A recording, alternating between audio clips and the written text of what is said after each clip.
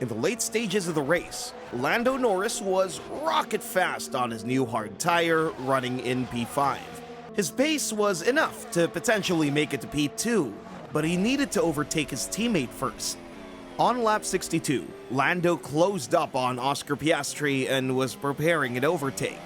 The problem was that Piastri had DRS from Kimi Antonelli in P3. This made overtaking much harder and played a crucial role later. First attempt came on lap 66.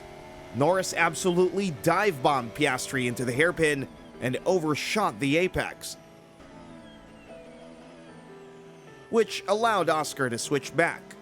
On the back straight, Norris had a better slipstream from Antonelli and managed to pull ahead of Piastri by a bit, but decided to back out and do the overtake right on the next straight.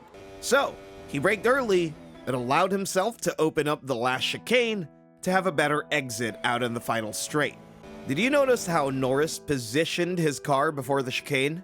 Right, he was slightly to the center of the track. This forced Piastri to make a very tight line into the chicane and have a bad exit. Norris on the other side opened his entry as wide as possible. This worked. With DRS, Lando was closing up rapidly and was eager to get the inside into turn 1. However, there was no gap anymore. How did this happen? It was clear that Piastri was not going to leave any space on the inside long way before, and this was simple underjudgment from Norris, something that shouldn't have happened. I just misjudged it. It was all my mistake. I take full blame, so I apologize to my whole team and to Oscar for attempting something like that. It was the first time I think we've probably seen you guys like battling. You've got to go for it, haven't you? Because you fight for a world championship. Yeah, but there's going for it like in a hairpin, a good fair move, and there's being stupid like I was at the end. Could or should Lando have switched to the outside for turn 1? To make it more clear, we have to analyze Hamilton's overtake on Alex Albon on lap 20.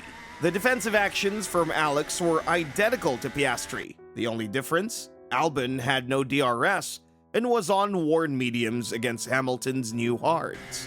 Hamilton quickly decided to go on the outside and made the pass happen.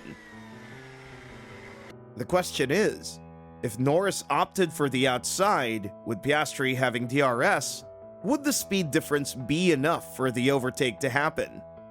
The braking came approximately 170 meters after the point of contact, and the speed difference was 9 kilometers per hour. After making some simple calculations, Norris would be at least fully alongside Piastri in the braking zone.